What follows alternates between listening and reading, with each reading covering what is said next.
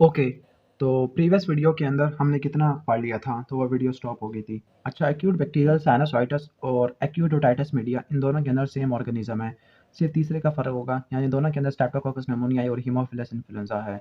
बस acute bacterial sinusitis में फिर एनारोबिक इन्फेक्शन आ जाएगा, खासतौर पर डेंटल ओरिजिन के अंदर, जबकि एक्यूट ओटाइटिस मीडिया के अंदर मोरक्सिला कैटाराइलिस आ जाएगा। एपिस्टैक्सिस को नोज ब्लीडिंग कहते हैं, मोस्ट कॉमनली ये लिटल एरिया को इन्वॉल्व करती है। किसल बैक प्लेक्सिस को रट्टा मार लेना, और जो आर्टरी होती है सफिनो-पैलेटल आर्टरी है, anterior inferior part of nasal septum में होती है। स्टेपिडियल ओटोस्क्लेरोसिस की जो मोस्ट कॉमन साइट है वो फिस्टुला एंड फिस्ट्रम है, जो कि anterior edge of oval window पे पड़ा हुआ होता है। जो mouse nibbled appearance of vocal cord turban epiglottitis या टर्बन एपिग्लोटिस है। इसके अलावा तीसरी भी होती है जिसको बोलते हैं हम मैमिलेटेड अपीयरेंस, तीनों टीबी ऑफ लैरिंग्स में होती है। म्यूकोरमाइकोसिस क्या है? एक्यूट इन्वेसिव फंगल इन्फेक्शन है जो कि नोज पैरानेजल साइनसिस को इन्वॉल्व करता है। अब इसमें जो फंजाई की हाइफी होती है म्यूकोरमाइकोसिस की, वो ब्लड वेसल को इन्वेट कर देती है, जिसकी वजह से स्कीमिया होगा। सर्जरी के अंदर आपको सर्जिकल डीब्राइटमेंट और एम्फोटेरिसिन भी यूज़ करनी पड़ती है। मुलर मैनूवर डिग्री ऑफ ऑब्स्ट्रक्शन को ढूंढने के लिए इस्तेमाल होता है, कि लेवल को और डिग्री को देखने के लिए, खासतौर पर स्लीप डिसऑर्डर ब्रीथिंग के अंदर। अब इसको करने के लिए हम फ्लेक्सिबल नेसोफेरेंजियोस्कोप यूज़ करते हैं। सबसे पहले जो एग्जामिनर होता है अपर एयरवे को देखेगा, और फिर उस टाइम में जब पेशेंट मैक्सिमम इंस्पायरेटरी एफर्ट करता है तो इसमें ऑब्जर्व करता होता है। मेनली तीन स्ट्रक्चर को देखना है, नीचे से बेस ऑफ टंग, साइड पर लैटरल फेरेंजियल वाल और ऊपर पैलेट होगा। इनकी कोलैप्सिबिलिटी को देखते होते हैं और रेट देते हैं 0 से लेकर 4। 0 में कोई कोलैप्स नहीं है, 4 के अंदर मैक्सिमम या कंप्लीट कोलैप्स होता है। 86 पॉइंट है मल्टीपल जुवेनाइल लैरिंजियल पैपिलोमाटोसिस। ये बिनाइन कंडीशन है ह्यूमन पैपिलोमा वायरस 6 और 11 की वजह से होती है। ट्रीटमेंट इसका कार्बन डाइऑक्साइड लेजर है। ओके, मलिग्नेंसी इसमें हो सकती है अगर आप रेडिएशन यूज़ करते हैं। मसल ऑफ सॉफ्ट पैलेट, तो सॉफ्ट पैलेट के सारे मसल फेरेंजियल प्लेक्सस से सप्लाई होती है, एक्सेप्ट टेंसर पैलेटिनी, जिसको सप्लाई करने वाली नर्व टू मीडियल टेराकोइड होती है। जबकि मसल्स ऑफ फेरिंग्स है, फेरिंग्स को भी फेरेंजियल प्लेक्सस सप्लाई करता है, सिवाय एक मसल के स्टाइलोफेरेंजियस, जिसको ग्लोसोफेरेंजियल नर्व सप्लाई करती है। मसल ऑफ टंग सारे सप्लाई करती है हाइपोग्लोसल, सिवाय एक के पिलाटाग्लोसल, जिसको फेरेंजियल प्लेक्सस सप्लाई करता होता है। ओके, जो पैरानेजल साइनसिस के जो कार्सिनोमा होती है, स्क्वेमस सेल कार्सिनोमा होता है, सबसे कॉमन मैक्सिलरी साइनस को इन्वॉल्व करता है। फिर इसके बाद बारी आती है नेजल कैविटी के पॉइंट साइनस की। नेक्रोटाइजिंग ओटाइटिस एक्सटर्ना या मलिग्नेंट ओटाइटिस एक्सटर्ना सूडोमोनास की वजह से होता है, डायबिटीज वाले में होता है। नर्व ऑफ रिस्पर्ग या नर्वस इंटरमीडियस है, इसमें सेंसरी और पैरासिम्पैथेटिक फाइबर होती है। नोड ऑफ रूवियर, अच्छा प्रीवियस वीडियो में क्रॉस नोड पढ़ा था, जो कि कहाँ पे थे? हमारे जुगुलर फोरामेन के अंदर। लेकिन जो नोड्स ऑफ रूवियर होते हैं ये सुपीरियर ग्रुप होते हैं, किसके अंदर? रेट्रोफेरेंजियल नोड के अंदर। नॉइस इंड्यूस हियरिंग लॉस, अच्छा मैंने पहले बताया था कि बोन कंडक्शन की तरतीब आ जाए 4K के अंदर, 4K या 2K, 2K के अंदर। ओके, लाइक अगर मैंने आपको यहाँ पे बताया था, तो वो क्या था? कारहार्ट नॉच था। क्या था? कारहार्ट नॉच 2K के अंदर। लेकिन अगर 4K के अंदर आ जाए तो वो नॉइस इंड्यूस हियरिंग लॉस होता है। नॉन इन्वेसिव, अच्छा एक इन्वेसिव हमने पढ़ा था। नॉन इन्वेसिव के अंदर फंगस बाल और क्या आता है? एलर्जिक फंगल साइनसाइटिस आता है, जिसमें पॉलिप्स आते हैं। इनके लिए आप एंटी फंगल ट्रीटमेंट नहीं देखते। अगर पोस्टीरियर सुपीरियर मीडियल वाल में नमनस होती है, क्योंकि यहाँ पे फेशियल नर्व सप्लाई करती है through the auricular branch of vagus nerve, जिसको जैकबसन नर्व कहते हैं। जैकबसन नर्व कहते हैं। जैकबसन नर्व तो हम बोलते हैं किसको? Tympanic branch of glossopharyngeal nerve. तो वो auricular branch of vagus nerve को बोलते हैं आर्नोल्ड नर्व। अच्छा, हम आ जाते हैं, अब हम सीरियस हो जाते हैं। पोस्टीरियर सुपीरियर वाल के अंदर अगर नैबनेंस आ जाए तो वो हिट्ज़लबर्गर साइन होता है। ओके, ऑटनर सिंड्रोम में दो चीज़ें होती है, रिकरेंट लैरिंजियल पाल्सी और कार्डियोमेगाली। ऑटिक कैप्सूल की ओसिफिकेशन 14 से, इसको रट्टा मारना है 14, 16 और 6 और 4 कितने होते हैं? 10 होते हैं। 10 को डबल कर तो 20 होते हैं। ओके, तो यानी 16 और 4 20 हो जाएगी। तो बोनी लबानत की ओसिफिकेशन 14 सेंटर से होती है, 16 से स्टार्ट होती है, 20 में आके खत्म हो जाती है। स्टेपिडिस मसल की जो पैरालिसिस होती है, इसकी वजह से हाइपर एक्यूसिस और फोनोफोबिया होता है। Paterson Brown Kelly syndrome, Paterson Brown Kelly syndrome बड़ा मुश्किल नाम है, लेकिन इसका इजी नाम है ब्लामर विंसन सिंड्रोम। इसमें iron deficiency, anaemia, dysphagia, koilonychia, glossitis वगैरह होता है। ओके, तो ये पोस्ट रिक्वायर्ड कार्सिनोमा की कैंसर को या रिस्क को बढ़ा देता है। पेम्बर्टन मैन्यूवर, पेम्बर्टन मैन्यूवर, अच्छा एक मुलर मैन्यूवर भी पढ़ा था हमने। मुलर मैन्यूवर यूज करते हैं लेवल और degree of obstruction in sleeping related disorder. Okay, या ब्रीथिंग डिसऑर्डर। तो इसमें आप क्या करते हैं? थोरेसिक इनलेट ऑब्स्ट्रक्शन को देखते हैं, खासतौर पर सबस्टर्नल एक्सटेंशन ऑफ थायराइड मास की, थायराइड मास अब स्टर्नम तक पहुंच गया होता है। तो इसमें जैसे ही आर्म्स को रेज करते हैं अबव द हेड, तो इसकी वजह से क्या सिम्टम आते हैं? डिस्निया होता है, वीनस डिस्टेंशन होती है, स्टफिनेस ऑफ फेस है। पेयर रॉबिन सीक्वेंस या पेयर रॉबिन सिंड्रोम, इसमें मजीद 3 चीज़ें होती है। माइक्रोग्रेथिया, जिसकी वजह से ग्लोसाइटस होता है, सॉरी ग्लोसोटोसिस होता है, और क्लेफ्ट पैलेट होती है। इसके बाद पोस्टीरियर क्रिकोटिनॉइड, ये वाइड एब्डक्टर है, यानी इसको लाइफ सेविंग मसल भी कहते हैं। रिकरल लैरिंजियल नर्व सप्लाई करती है। पाउच ऑफ लश का होता ही है कि जो नोटोकॉर्ड होती है वो एंडोडर्म से अटैच होती है इन द नेसोफैरिंक्स, और एक इन्वेजिनेशन पाउच बनाती है। तो इस इन्वेजिनेशन पाउच को बोलते हैं पाउच ऑफ लश का। लेकिन अगर इसकी परसिस्टेंस हो जाए तो उसको बोलते हैं थॉर्न वार्ड सिस्ट, जिसकी इन्फेक्शन की वजह से थोर्न वॉल्ड एब्सेस हो जाएगा। प्री ऑपरेटिव बायोप्सी किन किन के अंदर नहीं करते? एंजियोफाइब्रोमा के अंदर, मिडल ईयर के ट्यूमर के अंदर, कैरोटिड बॉडी ट्यूमर के अंदर और पैराफेरेंजियल ट्यूमर के अंदर। प्रोसास स्पेस ये वो स्पेस है जो कि पार्स फ्लैसिडस से मीडियल पड़ी हुई होती है, नेक ऑफ मेलियस से लैटरल पड़ी हुई होती है और लैटरल प्रोसेस ऑफ मेलियस से ऊपर पड़ी हुई होती है। ये इसकी बाउंड्रीज बता रही है।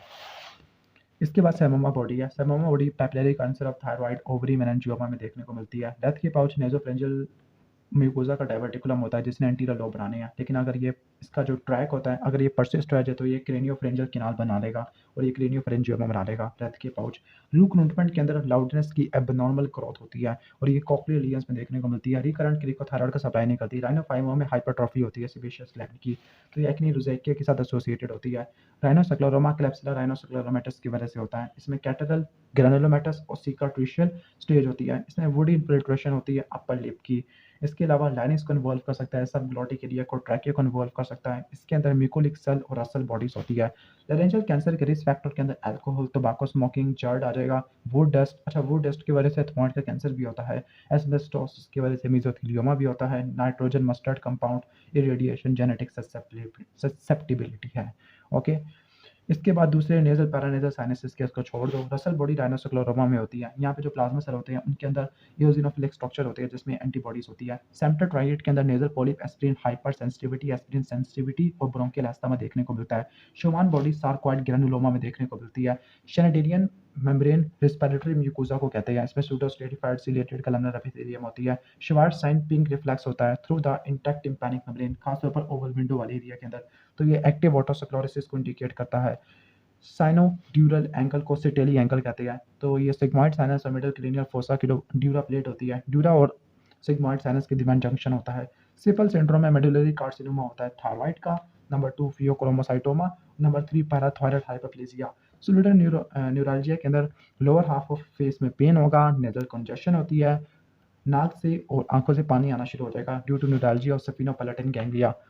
सॉलिड एंगल वो एंगल जहाँ पे तीनों बोनी सेमी सर्कुलर किनार मीट करती है। जब स्ट्रक्चर जो कि बर्थ के टाइम पे बने हुए होती है, middle ear, internal ear, cochlea, labyrinthine होता है। संक्ट सिंड्रोम के अंदर S for short lasting, U for unilateral, C for conjunctival injection और टी फॉर टीयरिंग है। तो ये क्लस्टर हेडेक होता है, खासतौर पर इंडोमेथासिन की से ठीक हो जाता है। क्लस्टर हेडेक की निशानियां है। टोलूसा हैंड सिंड्रोम। टोलूसा हैंड सिंड्रोम में ऑर्बिटल पेन होगा जो तीनों नर्व्स को इन्वॉल्व करेगा। इसमें क्या होती है, ग्रेनुलेशन होती है कैवर्नस साइनस में। रट्टा मार लेना कि कैवर्नस साइनस से सुपीरियर ऑर्बिटल फिशर और ऑर्बिट, इन्हीं जगह पे ये तीनों नर्व पड़ी हुई होती है। इसको ठीक करने के लिए स्टीरॉइड देखते हैं। टोन डीके में ऑडिटरी फटीग होती है कि ऑडिटरी थ्रेशोल्ड में चेंज आता है जब कंटिन्यूस टोन अप्लाई करती है, या कॉस्टिक न्यूरोमा में होता है। ट्रॉटमेंट ट्रायंगल की बाउंड्रीज बता रही है। ओके, ये आपको जिस सब जब समझ आएगा जब आप सही तरह से इसकी डायग्राम देख लोगे। लेकिन इसके एंटीरियरली बोनी लबानत होता है, पीछे सिग्मॉइड साइनस होता है, ऊपर ड्यूरा पड़ा होता है। सिग्मॉइड साइनस और ड्यूरा के जंक्शन को सिटेली एंगल या साइनोड्यूरल एंगल कहते हैं। Treatment of choice for antrochoanal polyp, तो फंक्शनल एंडोस्कोपिक साइनस सर्जरी है। कार्निवल एक्स ऑपरेशन नहीं करते। ट्रोटर या साइनस मोरगैंगनी साइन या फिर ट्रोटर ट्रायड है। तो ये नेज़ोफेरेंजियल कार्सिनोमा में होता है जो कि साइनस और मोरगैंगनी को इन्वॉल्व करता है, खासतौर पर पेंडिकुलर नर्व को। तो उसमें कंडक्टिव हेयरिंग लॉस होता है due to eustachian tube obstruction, ipsilateral immobility होती है, सॉफ्ट पैलेट की न्यूरल्जिक पेन होता है। ओके, इसके साथ ट्रेसनेस और प्री ऑरिकुलर फुलनेस भी हो सकती है। टिलियो फिनोमिना के अंदर लाउड साउंड वर्टाइगो प्रोड्यूस करती है। ये कंजेनिटल सिफिलिस में देखने को मिलता है। यहाँ पे 3 फंक्शनल विंडो पड़ी हुई है, ओवल, राउंड या एक्स्ट्रा विंडो। खासतौर पर फिस्टुला हो गया सेमी सर्कुलर किनाल का, या फेनेस्ट्रेशन ऑपरेशन है।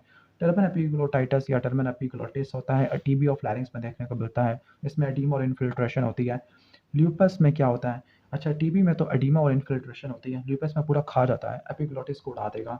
ओके, टिम्पैनिक मेम्ब्रेन तीनों लेयर से निकलती है, एक्टोडर्म से, मेसोडर्म से और एंडोडर्म से। वेंट्रिकल ऑफ मोरगैग्नी जिसको लेनिंजियल वेंट्रिकल कहते हैं, ट्रू और फॉल्स वोकल कॉर्ड में होते हैं। इसको अपने साइनस और मोरगैग्नी से डिफरेंशिएट करना है। ओके, साइनस और मोरगैग्नी मैंडिबुलर नर्व को इन्वॉल्व करती है, उसकी वजह से ट्रोटर सिंड्रोम होता है जिसमें हमने पढ़ा था कि सॉफ्ट पैलेट की मोबिलिटी होती है। इसके अलावा कंडक्टिव हेयरिंग लॉस और न्यूरल्जिक पेन होता है। वर्टिकल एंटीरियर पोस्टीरियर डायमीटर्स को छोड़ दो। वोकल नोड्यूल एंटीरियर और मिडिल 1/3 के जंक्शन में पड़े हुए होते हैं, जहाँ पे maximum vibratory area during the speech. Next है वॉल्यूम ऑफ मिडल ईयर, को छोड़ दो। अच्छा, वॉल्यूम ऑफ मिडल ईयर 0.5 से लेकर 1 होता है। ये इंपॉर्टेंट है खासतौर पर इंट्राटिम्पैनिक इंजेक्शन देने के लिए। खासतौर पर मिनियर डिजीज के अंदर जेंटामाइसिन देती है, जबकि सडन डेफनेस के अंदर स्टीरॉइड देती है। स्टीरॉइड हम उसमें भी देती है, किसके अंदर, टोलोसा हैंड सिंड्रोम के अंदर, जिसमें तीनों नर्व उड़ जाती है। ओके, खासतौर पर ग्रैनुलेशन की वजह से कैवर्नस साइनस या सुपीरियर ऑर्बिटल फिशर या ऑर्बिट के अंदर।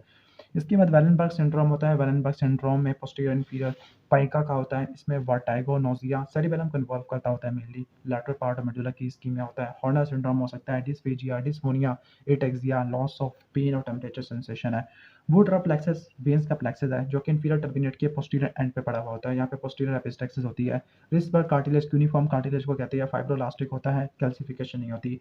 सॉफ्ट पैलेट के सारे जो मसल्स होते हैं वो cranial part of 11th cranial nerve यानी मेनली वेगस से सप्लाई हो रहे होते हैं फेरेंजियल प्लेक्सस से, सिवाय टेंसर विलाई पैलेटिनी जो कि नर्व टू मीडियल टेराकोइड से सप्लाई होता है। वंस अगेन वो मैंडिबुलर नर्व की ब्रांच होती है।